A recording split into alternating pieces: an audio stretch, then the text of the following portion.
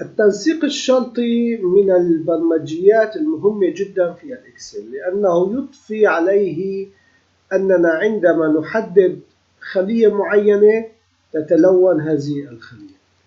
درسنا اليوم هو أننا عندما نحدد الخلية 94 يتم تحديد العمود كله والسطر كله، ذلك للفت الانتباه.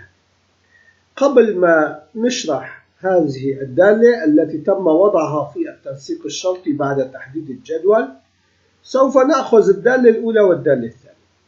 الدالة الأولى تقول أننا هنا أخذنا ما هو موجود، أي أن الخلية المحددة ما هو سطرها، وهنا نقول ما هو رقم هذا السطر. رقم هذا السطر 11، لكن الخلية المحددة ما هو سطرها. نلاحظ أننا عندما نفعل خلية ونعطي إشارة أوكي، هذه تغيرت لأن الخلية المفعلة هي في السطر الثالث. فإذا الدالة سيل عندما نعطيها الوسيط رو السطر غير هنا الوسيط رو، فإذا هذا الوسيط رو يعطيني السطر الحالي الذي هو يقف فيه.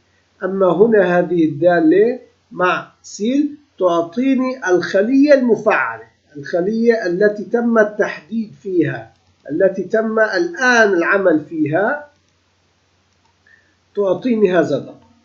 بما معناه نحن الآن سوف نقول للدالة O، يعني الدالة التي هي عكس دالة الإند في الدرس الماضي.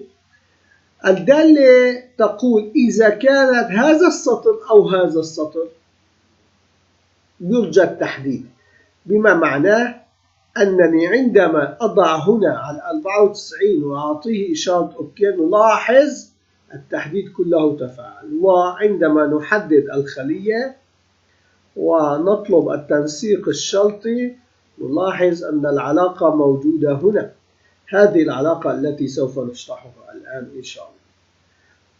لنقول الأول إذن إما تحديد القسم الأول أو القسم الثاني. الإند يجب أن يتحدد القسمين، يجب أن يكون القسمين فيهم true يتحققان. نقول إذا تم تحديد سيل رو تساوي رو، الخلية المفعلة هل تساوي هذا السطر؟ فإذا نحن عندما نحدد هنا ونعطيه أوكي، لماذا تم تحديد هذا السطر؟ لأنه تحقق هذا السطر، عندما نحدد هنا ونعطيه أوكي، لماذا تحقق فقط هذا السطر؟ لأنه تحقق فقط هذا السطر، لم يتحقق العمود لأننا فقط طلبنا العمود، ولأن هذا المجال غير مربوط بالتنسيق الشرطي. فإذا سيل رو مثل ما تحدثنا إنه يعطيني الخلية التي هي محددة، ويقول هل هي السطر الذي أنا أقف عليه. إذا تحقق الشرط نعطيه true بما معناه لون. أما هنا لماذا لم يتلون العمود؟ لأن الخلية العمود هل هو يكون نفس العمود المحدد؟ لا، بما معناه أنني لم أتلون.